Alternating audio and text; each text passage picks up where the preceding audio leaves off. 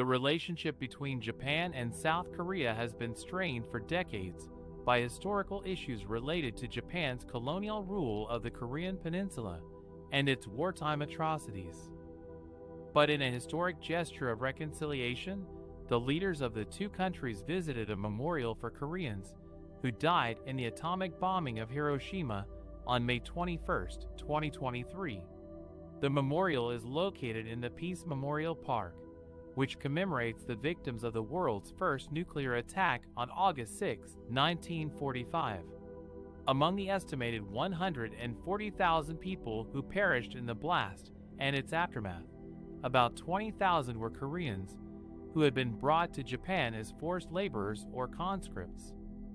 The joint visit by Japan's Prime Minister, Fumio Kishida, and South Korea's President, Yoon Suk-yeol, was the first of its kind and a symbol of their efforts to overcome their bitter past and cooperate on regional security challenges. The two leaders laid bouquets of white flowers at the memorial and bowed their heads in silence. They also exchanged words of condolence and respect for the victims. Kishida said he hoped the visit would send a message of peace and friendship to the world. He also expressed his gratitude to Yoon for accepting his invitation to attend the Group of Seven summit in Hiroshima as a guest. Yoon said he was moved by Kishida's sincere determination to improve ties between the two countries.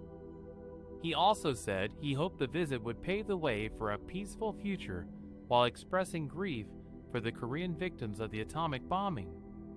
The visit was widely praised by experts and media as a courageous and meaningful step toward healing the wounds of history and building trust between Japan and South Korea.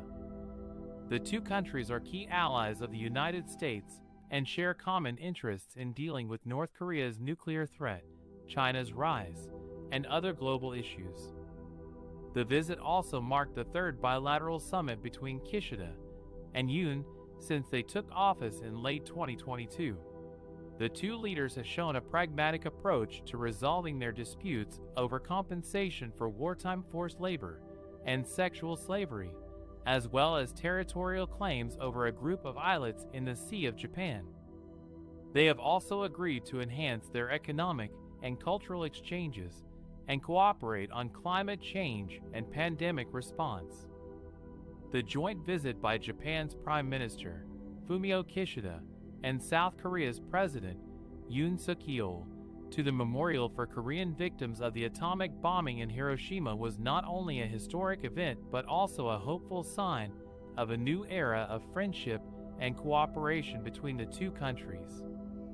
The Hiroshima Peace Memorial Ceremony was a historic moment for Japan and South Korea.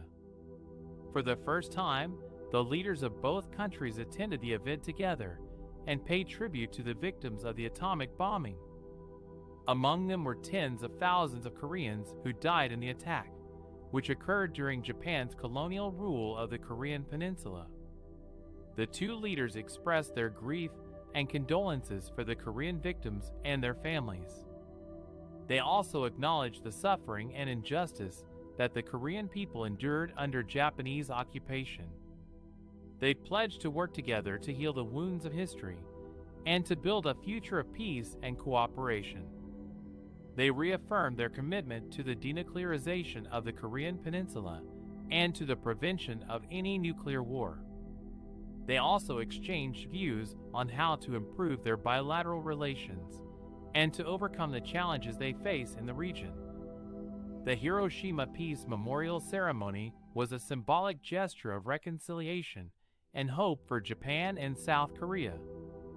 It showed that they could overcome their past animosity and forge a new partnership based on mutual respect and trust. One of the main topics that Japan and South Korea leaders discussed in Hiroshima was the regional security situation. They expressed their grave concern over North Korea's nuclear and missile programs, which pose a serious threat to peace and stability in Northeast Asia and beyond. They urged North Korea to abide by its international obligations and commitments, and to refrain from any further provocations. They also called for the complete, verifiable and irreversible denuclearization of the Korean Peninsula.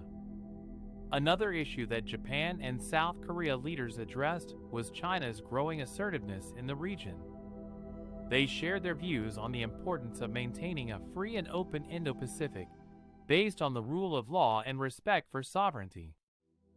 They agreed to cooperate with each other and with other like-minded countries to uphold the rules-based international order and to promote peace and prosperity in the region. To strengthen their coordination on these and other issues, Japan and South Korea leaders joined the U.S. President in a trilateral meeting on the sidelines of the G7 summit. They reaffirmed their commitment to the U.S.-Japan-South Korea alliance, which is the cornerstone of regional security and stability. They also discussed ways to enhance their cooperation on global challenges, such as climate change, pandemic response, human rights, and democracy. They pledged to work together to advance their shared values and interests in the international arena.